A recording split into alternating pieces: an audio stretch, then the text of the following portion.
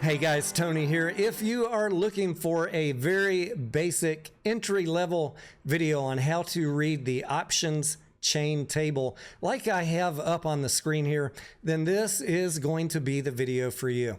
We're going to go through at a very basic level the first things you need to know to start understanding what is on this screen here. We have a lot of experienced traders in the Discord, experienced with options, and we have newer traders, people who have never traded options. And I've been doing a lot of work with some of them one-on-one. The first place that I always send people is to the playlist that I have here on YouTube with the beginners series on options trading.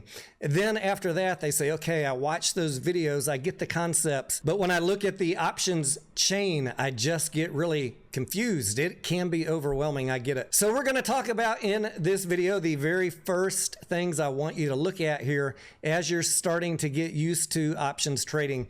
And I encourage all of you to do paper trading for your options. We'll talk about that on the next video, how you can simulate your options trading while you're learning what to do to minimize mistakes and minimize losing money. Because options trading, even though it can generate higher returns, is certainly riskier if you don't know what you're doing. With the yields increasing on the shorter term treasuries, now over 5.5% on the 90-day, it was, in my mind, kind of a reasonable bet to expect that the indexes would go down this week. And generally, during the month of September, as yields have gone up, you can see that the indexes and most of your favorite stocks have been going down. And I wanted to capitalize on that this week. So with that in mind, we're going to use the QQQ for our example on the options chain. That's the options chain that I've been trading yesterday and today. With the steep decline that we had yesterday, I got a 40% return on the day in about 3 hours. And today I had a 47% return.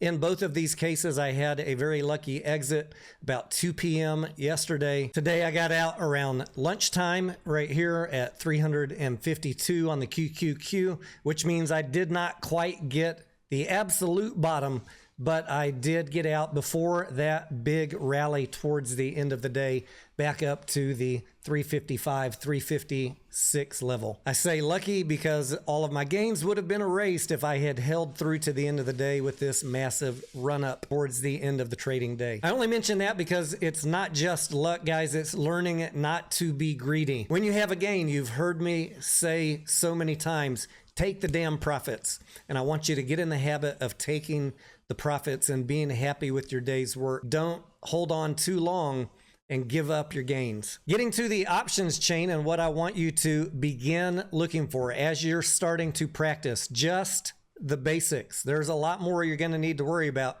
as you become a more experienced trader, or maybe before you make your first real trade. But let's take baby steps. This is Webull. It's going to look like this on most of your brokers. You're going to put in your ticker symbol. You're going to see a bunch of dates. These are dates that the options expire. At the top here, we can select both calls and puts. That would be selecting both. We can look at just calls, or we can look at puts. Before we do that though, let's pick a date. Let's say September 28th. That will be Thursday. And when we have both selected up here at the top, you can see we have calls on the left-hand side of the screen, the strike prices right down the middle, and then on the right here at the top, it says puts. So these are your puts on the right-hand side. In this video, we're going to mimic the strategy that I've been doing for the past couple days. So I'm just going to select puts and make everything a lot easier to look at. Depending on what your strategy is, you might want to see all of the possible calls or puts, or just a few of them. And on Webull up here at the top, you can select the number of strikes that you want to see. Maybe we just want to see the ones that are very close to the current price. Webull just show us 6.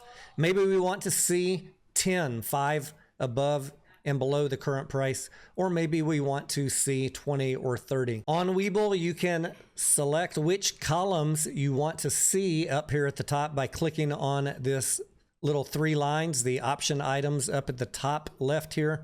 I'm just going to go ahead and reset it to the defaults because that is what you're going to see the very first time that you open this up. For this beginner baby step video, your very first entry to this screen, there's only a couple of columns that I want you to focus on. Eventually, all of them, as I said, will become important. But for now, I want you to look at the strike price column, this first one here, the bid and the ask, how much the options are selling for, what buyers want, what sellers want, and the open interest, which shows you how many of those options currently are out there that have been sold into the market. The other columns, like the implied volatility and the Greeks off here to the right, are very important, but we are going to save those for a different video because it is a little more complex, and I don't want this video to get too long or bog you down until you have the very basics understood. As we can see on the chart here, the NASDAQ ended the day at 355. So let's just pretend it's morning and the market's opening and it's still at 355. So we click on the options tab. You can see right here that 355.04 right in the middle of the screen. We have puts selected. Always make sure and double check. Make sure you have the right one so that you're looking at the right thing. And we know that when we're buying puts, we're making a bet that the index or the ticker that we're buying is going to go down. In this case, I might pick the 355 strike price, this one right here, 355. The bid on that is 139. The ask is 142. It's worth noting, as it says at the very bottom of the screen, that the quotes displayed are delayed by 15 minutes. So when you click on the order entry, you might see a slightly different price, and these prices for the options will be changing by the minute, by the second, just like the QQQ underlying ticker is changing every second. Just to give you a little flavor of what that change in price looks like on an option, here's a chart of the 355 put expiring the end of the day, September 28th. If you had bought it in the morning when the market opened, you could have got it for around $1.55. And as we know, the QQQ went down almost the entire day until that big massive spike up at the end of the day. And as that underlying index was falling, the price of the option was moving up and down with the index. It reached a high of 420. So you could have bought it in the morning for $1.50, $1.60, and made a very, very healthy return if you timed everything absolutely perfectly, selling at 420. And as I mentioned, the QQQ ran up at the end of the day, so the value of this option dropped all the way back down to $1. If you had held the entire day, you would have lost money on that option. So timing is important. The other thing that we see is that the open interest is 3,313 on this particular option.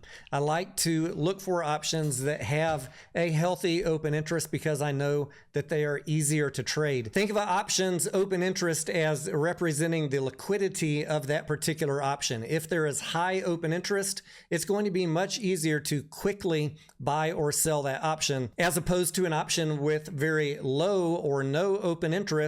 You could still buy it, but it might take longer. It's more illiquid, not as many people wanting to trade that particular option. In the next video, I'm going to walk through with you how to do a paper trading account on Webull, or if you don't have Webull, I'll show you a free version you can use no matter what broker you have to do simulated options trading. Start looking at the options chain table and become familiar with it, and do some paper trades or some simulated trades and start getting familiar with these concepts.